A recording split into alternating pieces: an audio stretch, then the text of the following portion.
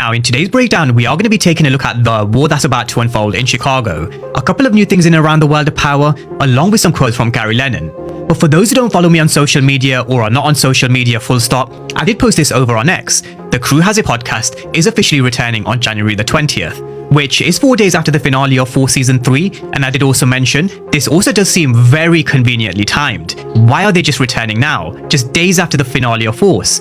So I do think something big is coming in more ways than one. Of course, there's Tariq's potential return, but I do think big announcements will also follow, and that's something we'll definitely dig into in this particular breakdown. There are also the quotes from Gary Lennon where he did tease the following.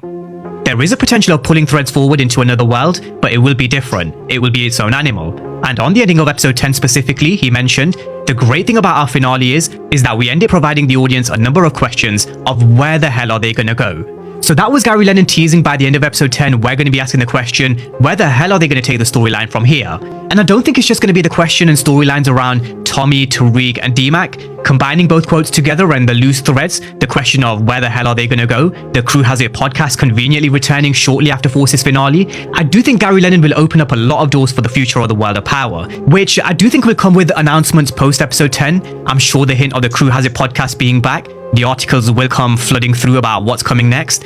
And of course, we definitely will be here to unpack the next phase of the world of power, no doubt.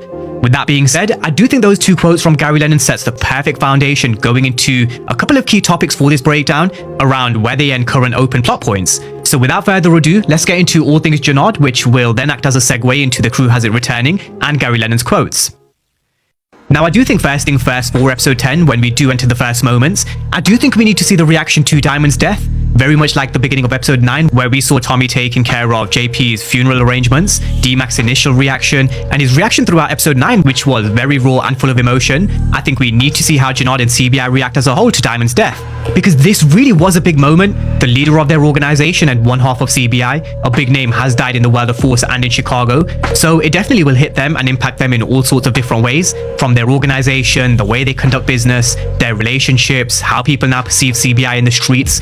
Many will also look at CBI and think, without Diamond Samson, CBI are basically finished. I think the death of CBI's leader will create a power vacuum in Chicago, which definitely can be taken advantage of by Tommy, Shanti, and Miguel. So in terms of their organization, I wouldn't be surprised if there was a complete tear down the middle where it comes to CBI and the coalition. Some may decide to stick with Janod and CBI, for example, Big Smurf and Bones, whereas others will probably jump ship and flip sides, such as Grayskull and the RDs.